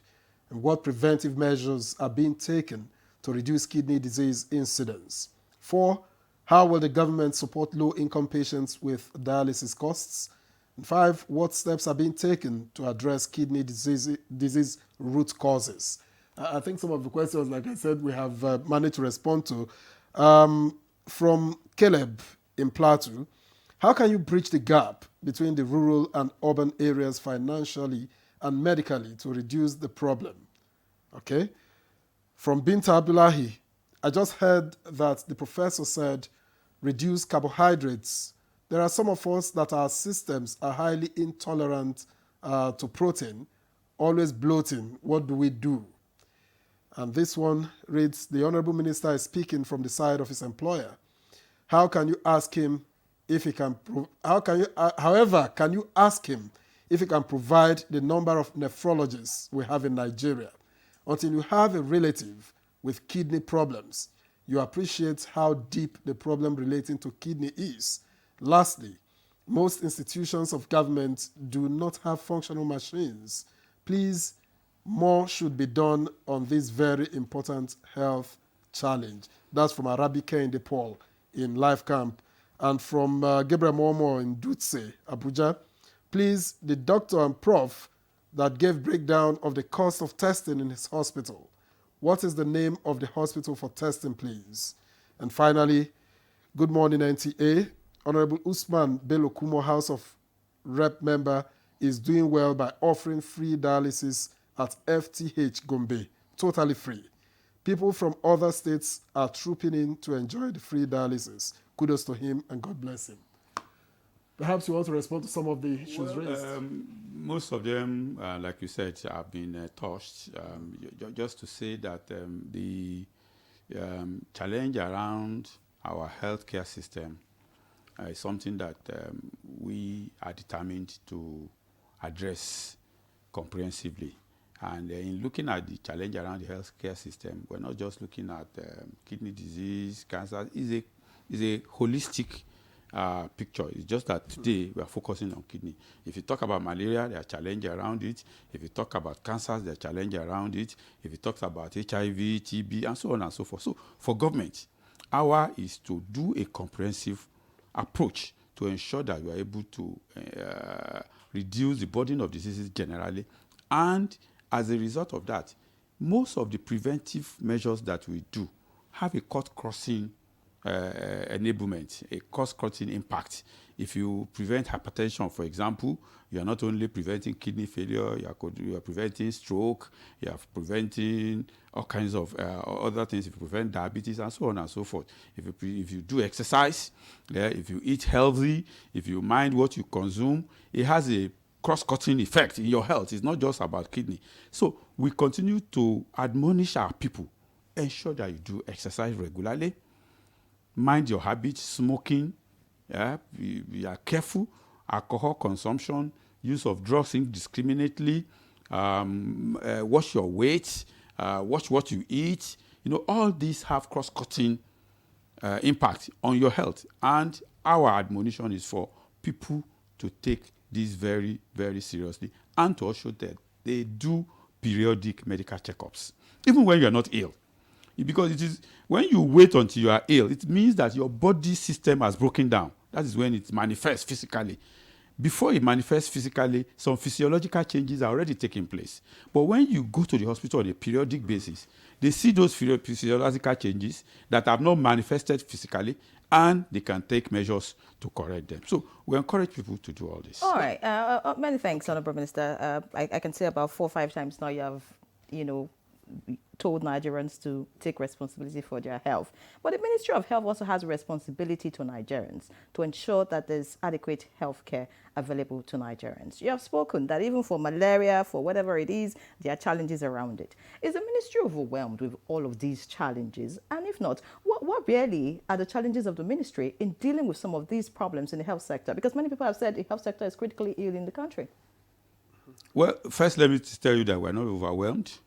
We know the problem, and that is why we came out with a blueprint that we call Health Sector Renewal Investment Initiative, which addresses 4 key pillars of the health sector. We talk about governance. How do we ensure that we govern the health system better? We talked about how do we ensure that access to health is improved, and it's not just ordinary access, it's quality access. Then we talked about how do we unlock the value chain within the healthcare sector, ensure that we improve local production of consumables, of drugs, and then also we talked about health security. How do we ensure that we are better prepared to detect and to respond to pandemics like it happened during COVID? This is well documented. So we know the direction that we're headed. And we have a blueprint that is guiding us in that direction. But what I'm telling you that this cannot be achieved overnight. We are making progress. As an example, I can tell you that in the last 2 years, we have established additional 15 federal tertiary hospitals across Nigeria. In the last 2 years, we have done not less than 500 high-impact infrastructural projects, including modern equipment in our tertiary health institutions. We have expanded our health insurance by about 4 million in 2 years. So this means that we're making progress. You are not going to expect us to arrive there overnight, but we are determined and we have a blueprint that is guiding us, and the progress is going. How many years is the blueprint intended to last? The blueprint, the renewal initiative, is actually intended for the Renew Hope agenda of Mr. President, which is up to 2027. Of course, the Nigerians are our employers. If they renew our employment, of course, you can see that we will also go forward. All right. Thank you, Honorable Minister. Let's understand that Professor Abdu has joined us now via Zoom. Prof, please round off your thoughts on the unique challenges of your patients with regards to access and machines in the north where you are. Yeah, I was trying to express my happiness with this project. You recall that in this program, every year we come and discuss challenges of managing kidney disease in Nigeria during the World Kidney Day. At least now, we have gotten the hearing ears and things are happening. And I don't know whether you discussed the other issues around this subsidized dialysis issue. It's not only subsidized dialysis. I'm happy that the program is also including medication for complication of chronic kidney disease. The last supply to our hospital, we had to get erythropoietin, we had to get iron sucrose injection. These are for the treatment of long-term complications of end-stage kidney disease. I'm very happy to hear this. And also the subsidized dialysis come with machines, dialysis machines donation to the participating centers, which is also very good. And also the initiative comes with maintenance of the machines issues, which is also fantastic. And I'm happy with what the ministry is doing, because Prof. Olasi was emphasizing prevention. Me and her were in Abuja last week to develop a guideline for the prevention of chronic kidney disease and early treatment of the disease in the primary healthcare centers in the country, which is also being pioneered by the ministry, which is very good. And then to add it up, the ministry for the first time has issued or has produced a guideline for organ transplantation in Nigeria. So to me, it's a time we are witnessing where there is a holistic approach to non-communicable diseases and in particular chronic kidney disease. So I want to say kudos to the ministry, and I want to encourage them to continue what they are doing. However, there are challenges. One major challenge is sustainability. I'm worried about the continuity of the program, and I'm worried about the accessibility. How many we need to have the opportunity spread into more centers in the country, so that more Nigerians will benefit from this initiative.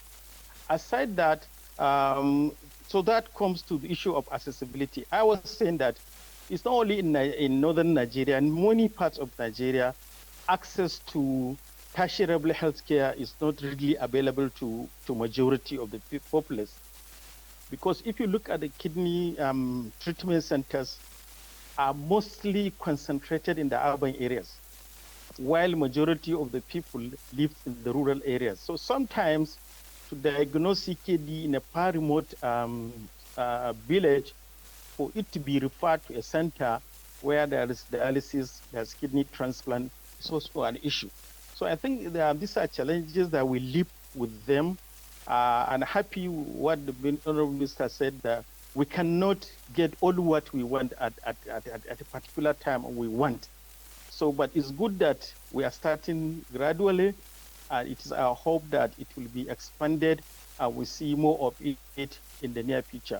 So So I'm very happy. These are my comments about the program. Thank you very much. All right, Professor Abdul, thank you very much. I will just pause here for a break so that when we return, the conversation will continue. Please don't go away.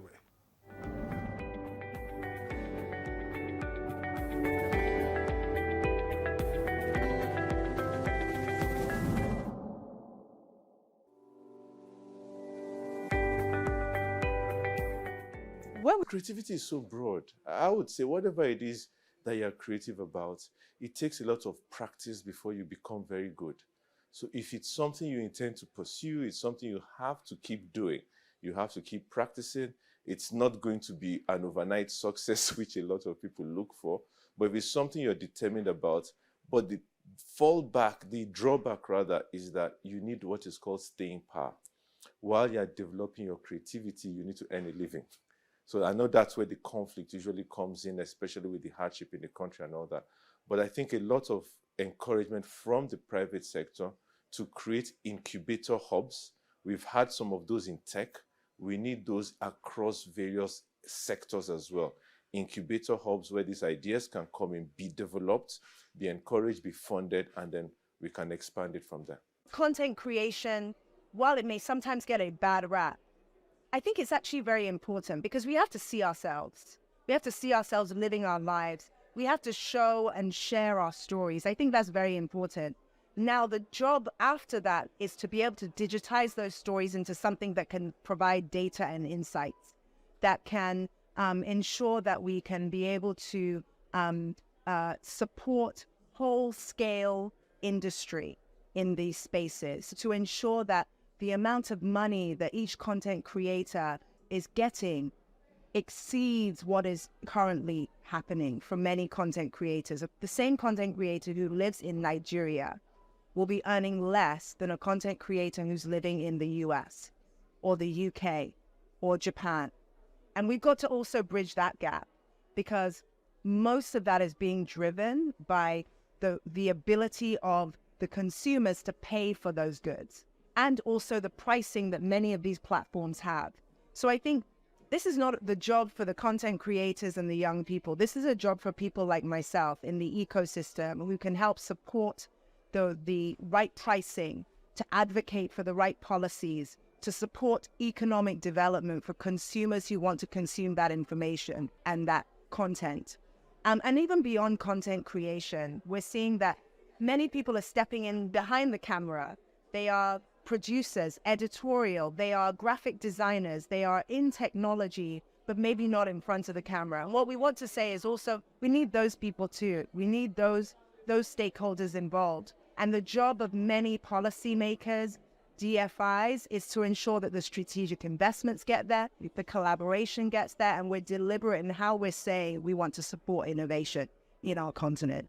There's an age group where your brain function is at its maximum, and that's the age group we call the youth, isn't it? So we need the youth, the younger generation who have the energy, the imagination to be equipped with the proper education, the proper tools, the proper encouragement, and then take what innovation they bring out and turn it into mainstream developmental ideas. So you find a lot of things that are invented by people in school or straight out of school. We need our patent laws to work so that they can earn a living from their imagination. Once the imagination is just for a one-year festival or an event, then it's not worth it. Somebody creates something, we need to get our patent laws to work, we need to enforce them, and then the private sector can use those patents to develop things and encourage more people to be more creative. Back in the days, yes, you had to be an engineer, a lawyer, a doctor. Today we have programmers, we have AI specialists, we have people that are doing ethics on genetics. Those things didn't exist 50 years ago. So there are new areas that need to be explored. The question really, apart from the parenting, does our educational curriculum cater for what the needs of the world will be in the next generation? Because our curriculum is dealing with the issues of the past. We need the government and the private sector to redo the entire educational curriculum to be forward-focused, not retroactive.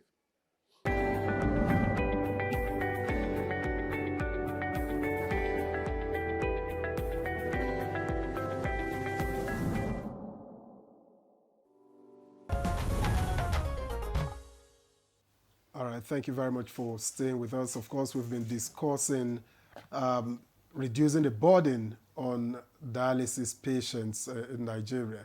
But just to get the conversation continued, let me read these messages that have come in while we were on break. Good morning, Nigeria. I'm Amos Ali from Yola, Adamawa State. For how long should kidney patients be on dialysis before kidney gets revived? Now, good morning, Honorable Minister. For the sake of people who don't know the 11 centers selected for hemodialysis subsidy, kindly mention them again. It might help a lot. That's from a Samari Hosia. And another one reads, good morning, sir. I am Peter from Jos. Why is it that if you go to your NHIS hospital, any medication that is like 3K or above, they will say it's not available? You should go to pharmacy outside and buy. To carry out tests on you, it is as if you committed an offense. And from Jonathan from Kuje here, good morning, Nigerians. The federal government should improve our health facilities in the country to be able to handle the healthcare needs of citizens. It should not be FCT alone. And this one reads, thank you for the opportunity and enlightenment from the health minister and other guests on this topic. I have a question on the health insurance. Is it same as the NHS? Please, can the minister give more details about that and possible processes for government workers rather than private individuals? And finally, is eating cola nuts a risk factor to kidney disease? That's from Japheth Katie from Jos. Good morning, Nigeria. Is this final one? I just lost my son-in-law due to kidney disease on 16th July 2025. Cost of transplant was too high. God bless NTA for more enlightenment. Honorable Minister. All right.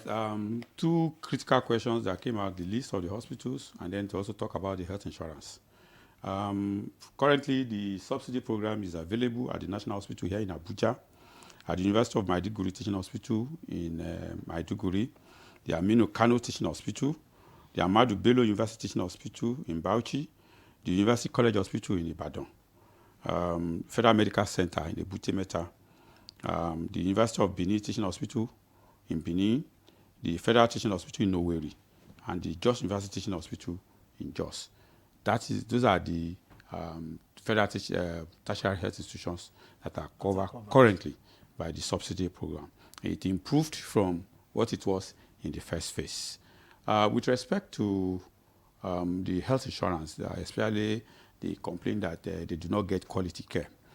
First is to know that the health insurance is to provide basic care. So I do not know the particular issue that he had, because if there is a protocol, there is a list of what is covered. So if what you are going for is outside that, you then have to do, and this is obtainable everywhere in the world. There's a basic insurance. If you want something more comprehensive, then you pay more. Okay. So if you want a more comprehensive plan, if you then come forward and pay more, then you can have a more comprehensive plan. But if you're able to provide that basic plan, you'll be sure that at least 70 to 80% of Nigerians will be covered. Away from the subsidy, this list you just read out, hospitals that are under the subsidy plan by the federal government, how many federal government health facilities have equipment for dialysis in the country? I cannot say, but I'll be surprised if there's any that doesn't have. But if there's any, it's functioning. going to be, yes, it's going to be a minority. Okay. Because even our psychiatric hospitals that are specialized for psychiatry now does dialysis. If you go to Kaduna, for example, psychiatric hospital in Kaduna, they do dialysis. If you go to Aro, they do dialysis. If you go to Benin, psychiatric hospital. So we have created an environment for all the federal tertiary hospitals to be able to provide dialysis care. But don't forget that there are some specialized hospitals. For example, orthopedic hospitals are specialized to focus more on orthopedic care. So if they're doing dialysis, they're doing it on the side. So it may not be their major service. But most of our hospitals, I do not have the list, but I can tell you that not less than 90% will be providing some sort of dialysis care. All right. Many thanks, Honorable Minister. Of course, I would also want to know what the ministry is doing to get states to buy into this initiative? I mean, the federal government can't do everything on its own. State governments would need to, support one way or another, I mean, in terms of the subsidy and all of that. But we'll get to that. Let me read some of the questions that we have here coming from our viewers. This one says, good morning. Thank you all for this health enlightenment. I think there's need to sensitize the people more on the type of food and drugs to avoid that can possibly lead to different terminal diseases. Sir Victor Anthony from Imo State sent that one. Another one is here says, good morning, lady and gentlemen. Please, I want to inquire, can blood pressure be curable completely without taking drugs? I think the person is trying to ask if blood pressure is curable. I mean, to a point where you can stop taking drugs, coming from Usman Bala. Another one says, good morning. Please, can the Honorable Minister explain how too much of water can cause problem? Amefula, response to your statement about too much of everything. Amefula, thank you. This one says, good morning. My name is Muazu Muhammad from Banawa, Kaduna State. What are the signs of kidney-related disease, and what are the causes and preventive methods? This one says, good morning, everyone. Can eating seasoning cubes cause kidney disease? Okay. Well, another one says, good morning, Honorable Minister. The cost of drugs is also something to be considered for kidney patients.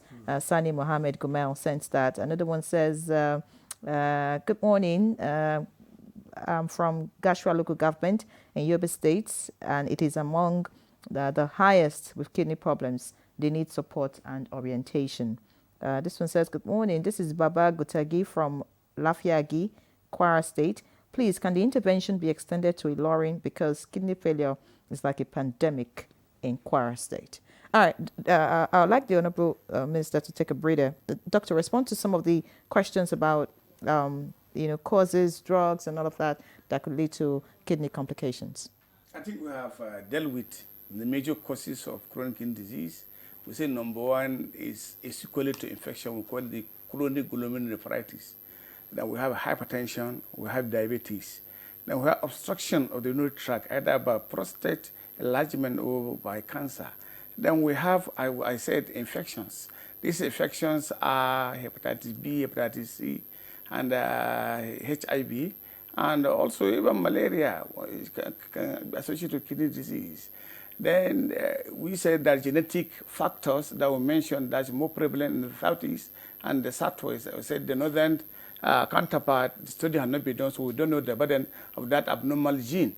But there are a form of kidney disease that's more prevalent and around River Jama'a, the Hadejia Basin. We call it chronic kidney disease of undetermined origin, of no origin. Perhaps soil contamination, perhaps chemical use as weedicides, and also in treating the soil, whatever. There are so many factors. Dehydration is another important cause of kidney disease. And I made the mention of herbal medications that are not censored, that are not patented. But what the minister said, if they are patented, yes, if they are patented means they are refined, all the impurities have been removed. But our own is concoction that people sell, they make it at homes, and they carry it on their head and be silent, and people will be patronizing them. All right. So that's the issue. All right. Let's get to Professor Olasi as we begin to round up the conversation. Professor Olasi, you are big on prevention. Speak to us about how often you think an average Nigerian should go for kidney screening. How often should that be done? And then speak about, I know earlier you talked about symptoms not presenting until the late stages of kidney disease, but are there no signs whatsoever, to make someone want to check if their kidneys are still in order? Thank you very much for those questions. Yes, I am big on prevention. So for screening, we should actually start from childhood. When your child is born, a lot is done in the hospital. Like in some hospitals, they will check the genotype, check different things. At every level of schooling, when your child is going into nursery school, you should go through medical examination, which would include looking at the urine, looking blood tests, checking blood sugar, looking into the eyes. The same thing, you do it at the level, primary school level, at the secondary school level, and when the person is getting into university. And then when the person leaves university, at every work you take, they ask you to run medical exam before they take you. The importance of this thing is that things are picked. I've once picked a young man who changed from a school in Port Harcourt to one in Enugu. The parents came to me to sign, because usually when parents come, they give you the paper and ask you to sign, right? So I said, no, I don't do that. You must go through the tests. And I listed out the test, and they did it. The child had diabetes. Yes, the child had diabetes. That was when it was discovered. So it is important for parents who often think that signing off the paper is good for their children. You're letting the disease that can be picked early and handled early go without being picked, and your child will suffer for it. Okay, when you get to adulthood, from 20-something to when you get to elderly age group, you can do every 3 years, 2 to 3 years, you check your do the medical exam and medical test to check yourself. And then when you get to the elderly age group, you need to do it yearly. Remember, I'm talking about people who don't have diseases like hypertension, diabetes, sickle cell, or any other disease that is affecting you, that you need to see your doctor. Those will, the doctors will determine how often you run those tests, depending on how the particular disease is dealing with you. So if we stick to that, we'll be doing ourselves a lot of good. And then again, I've mentioned drinking water. Water your kidneys. The kidneys love water. They want to wash off what is there. Water your kidneys. Always take water. Water is good, but excess of water is not good, like the young lady that was asking. If you take too much water, you overhydrate yourself, you may even become unconscious, because the level of sodium you have in your brain is lower than what it should be, and you will go through various stages of encephalopathy. So too much of everything is bad. We know that already. The second question are the symptoms and signs. I usually stay back from talking about symptoms and signs, but since you want it, we can give you some of the symptoms and signs. In children, you can see your child wake up in the morning with the eyes swollen. Often parents will say, oh, the child ate carbohydrates in the night, rice in the night, and each time when he eats rice, that's what happens. There's nothing like that. Take your child to the hospital to check. The other thing is, your child may be passing blood in urine, but unfortunately, many of us pass urine outside, which shouldn't be. If you pass your urine in a WC, you see the color of the urine. If it's smoky, that is, if it's dark brown, or there's a change, your urine should actually be very light yellow. If your urine is very light yellow, you're well hydrated. If it's dark yellow, you're not well hydrated. So you should hydrate yourself very well to make your urine light yellow. So other things are leg swelling. By the time you start getting more, the kidney disease is worse, you begin to have breathlessness, because what is happening is that the kidney is not removing what it should remove. It's not removing the water that should pass very well in urine. It's now accumulating in your body, in your legs, on your face, in your lungs, and will give you breathlessness. You begin to be weak, because the kidney is also involved in making blood, a hemoglobin that helps us carry oxygen. So you begin to feel very weak, easy fatigability. You can't do what you used to do before. You find out that you're always sitting and maybe sleepy and all that. At that point, the kidneys are really like maybe 20% left or 10% left. That's why I don't really like talking about symptoms. I like. All right, Professor Lassie, I'm sorry we have to interject here, because we are running out of time. Just before we get to the minister, finally, let's get to Professor Abdu. And I'd like to ask Professor Abdu, what policy shift would you like to see? Is it more subsidy or a stronger push for transplant programs? Yeah, they go together. At the ministry subsidized dialysis, we'll see a large number of patients that are needing dialysis. And we have to plan for how to take care of this large number. And the best way is to develop the transplant program, so that people will begin to graduate from the dialysis to the transplant program. And there are many ways of doing that. One, the government should encourage more centers to do the dialysis. But before getting more centers, those that are doing the transplant should be encouraged by the government. I see no reason why the private sector are doing well with the transplant, while the public center transplant centers are not doing very well. So this is something that I want the Honorable Minister and the Ministry to look at, to support kidney transplant center, because with this subsidy, we are going to see more patients living longer with kidney failure.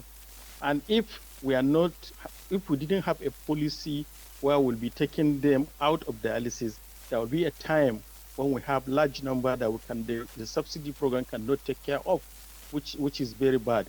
So I want the ministry to have a policy to encourage kidney transplant so that the increasing number, expected increasing number of patients living with chronic kidney disease will be taken care of. And at the same time, I want to encourage the ministry to prevent more people from coming into dialysis. How? Emphasizing on the preventive measures that Professor Olasi emphasized, and also make sure that this process that has started in producing guidelines for CKD detection and management at primary healthcare level see to the light of the day. I'm happy I was encouraged by the number of professionals that were invited by the ministry to develop the guidelines. If the guidelines are developed and implemented, we hope to decrease the number of patients that are coming with end-stage kidney disease needing dialysis. So with this balance, I'm sure that the subsidy program will be sustained. Otherwise, we'll having large number coming to dialysis, not much are going out of the program. There will be a time when the number will. All right, I think we've lost Dr. Aliu Abdu there, but I think your point is also made. Honorable Minister, there's this last question that has come in that I would like you to quickly respond to, and it reads, "Good morning, sir. I have been living with kidney disease for over 2 years now. I reside here in Ibadan, and we heard about the subsidy and went to UCH. They told us, yes, there's subsidy, but they are making use of it to pay their debt. That's what we were told at UCH." Well, that would not be correct for UCH to say that if they did, because what government did was to provide the consumables. The consumables were bought and they were provided to all the beneficiary hospitals, including at least 2 dialysis machines, that to add to whatever they have before. So I would just say that I'm going to engage the CMD of UCH, and I also would like to collect the contact of this person from you. That can be provided. So that we can give him a feedback on it. But I'm going to engage immediately. We leave here, engage the CMD of Honorable UCH Minister, over this question prompts me to ask, is the ministry monitoring? I mean, there are a lot of initiatives, policies coming from the federal government, but you know the Nigerian system, like some would say. No, let me tell you this. First, it is not possible for the ministry to be everywhere. We also have to have some level of trust on people who are given responsibilities to. There are MDs who are the chief accounting officers of our hospitals. There are audit process, there are monitoring process that the ministry does, but you know that we cannot be there 24/7. We only go there periodically to go and see what is going. They write reports, and we be able to validate those reports using some best mechanism. So that happens. But more importantly, I think that for me, the most important monitoring process is to ensure that people who are coming into offices, who are given opportunities of appointment, are people of high integrity. That is really the best way, because it is not possible. Me as minister, how many places can I be? But we ensure that there's a robust process of advertisement, of screening, of interviews to appoint head of hospitals, so that at least we subject them to some screening processes to ensure that, okay, it is people of high integrity that comes. Fantastic. As we begin to round off, what conversation is your ministry having with the sub-nationals to ensure that they support the federal government in dealing with some of the challenges in the health sector? Yes, we will continue to engage the sub-nationals to persuade them. The kidney issue will also be a subject of discussion at the next National Council on Health, where all states will be represented by their commissioners and agencies represented, But like I said, we can only persuade them, we can only employ them to be part of it. We really cannot dictate for the subnationals. What were your final words to Nigerians watching you as regards the health sector in general in the country? Well, to say that clearly, the health sector in Nigeria is heading for renewal in tandem with the Renew Hope agenda of President Bola Ahmed Tinubu. We have decided that we want to reverse direction of medical tourism. We want more Nigerians to receive healthcare here, and we want people even to come from outside Nigeria to receive healthcare in Nigeria. And I can tell you it's already happening. But maybe it's not happening at the scale that you can notice, but it's already happening, and over time you're going to see. And that is why we are paying a lot of attention to tertiary healthcare services. We are expanding infrastructure. For example, you know that recently we opened up 3 comprehensive cancer centers in 3 different locations in Nigeria. 3 others are coming on board. That's making it 6. The whole intention is that because we know that the highest things that take Nigerians out is for kidney issues, for cancer issues, for cardiological issues. And we want to address those 3 things in Nigeria. Many thanks, Honorable Minister, for joining us for this conversation. Dr. Isiaq Adekunle Salako, Honorable Minister of State, Health and Social Welfare. It was indeed a pleasure to have you. Many thanks for sharing your insights with us. Many thanks for your time, and we hope to have you some other time. Very soon. Thank you so much for joining us, of course. And Dr. Salihu Ibrahim Kwaifa, Chief Consultant Physician, Nephrologist, Head of Dialysis Unit at Wuse District Hospital, and Secretary General of the Nigerian Association of Nephrology, Assistant Secretary, Long List Transplant Association of Nigeria. Thank you so much, Doctor. And we hope you continue to do the good work that you're doing. Thank you. All right. Professor Aliyu Abdul, Consultant Nephrologist at Aminu Kano Teaching Hospital, Kano, Professor of Medicine at Bayero University, Kano, and Vice President, Transplant Association of Nigeria. Thank you so much for joining us. Ifoma Olasi, Professor of Medicine, Professor Ifoma Olasi, Consultant Physician and Nephrologist at College of Medicine, University of Nigeria, University of Nigeria Teaching Hospital, also a Chair, International Society of Nephrology, Advocacy Working Group, Member, Lancet Commission on Transplant, Member, Executive Committee, so many associations, long list because of time. Thank you so much, Prof, for joining us. We appreciate you, and of course, continue to push the conversation and change the narrative in the country. So that's Good Morning Nigeria this Friday. Thank you for watching. I'm Mia Region. Live a lot. And I'm Victor Azu. Have a great weekend.